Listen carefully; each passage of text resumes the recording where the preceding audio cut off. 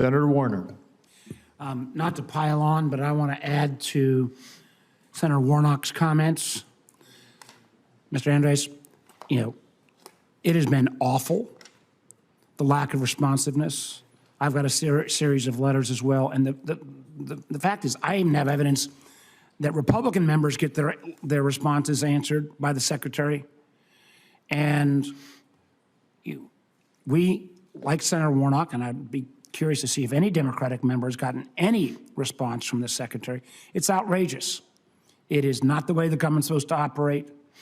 Whether we vote for a nominee or not, the Secretary has an absolute responsibility to respond to members of Congress. And frankly, it has reaffirmed why I'm so proud that I did not vote for this Secretary, since he's not been willing to do that.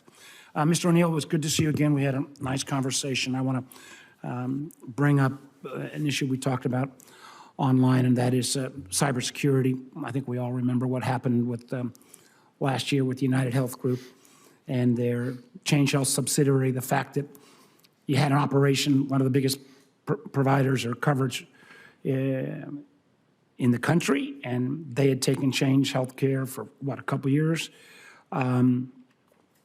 They still had not even put in basic things like multi-factor authentication.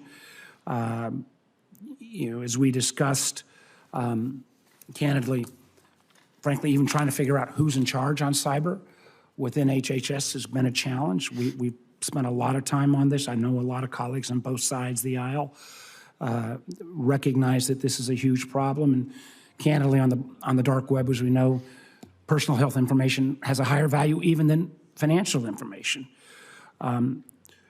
We did make a little bit of progress. I mentioned in our call your predecessor in the Biden administration, Andrea Palm, who actually finally took up this as one of her priorities. And we did try to update HIPAA to make sure there were mandatory minimum cyber hygiene standards. There is a rule that needs to be prioritized. If confirmed, will you urge the Secretary to go ahead and finalize that rule? Senator, I also really enjoyed our conversation, especially about cybersecurity. As we discussed, cybersecurity is an unsolved problem. Everyone that has custody of health data has a responsibility to keep it secure, both legally in terms of the HIPAA law and the HIPAA privacy rule, also morally, and also technologically. So if the technology is not there to provide excellent cybersecurity, and my sense is the technology still has a lot of room to grow, then regulations or mandates can only do so much until the technology is there. So I think I would like to bring a lot of cybersecurity and AI expertise. But sorry, let me just say, I don't mean to interrupt, but because I don't want you to filibuster here. It's, as we discussed, this is an area, unless there's minimum standards, and because we have such a complex healthcare system that from large players to tiny players to equipment vendors, the market is going to respond if we have standards are in place. And there is a rulemaking that is in process. I hope that you would encourage the Secretary Kennedy to finalize that rule. I also want to just raise another one, Mr. O'Neill. We didn't get a chance to talk about this, but we got more information again out today of the continued misuse, careless, sloppy treatment of secure and classified information. I see this a lot from my position as chair and now vice chair of the Intelligence Committee.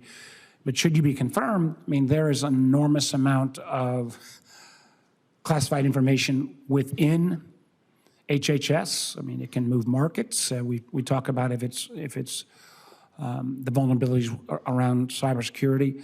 Let me give you an easy one as my time runs down.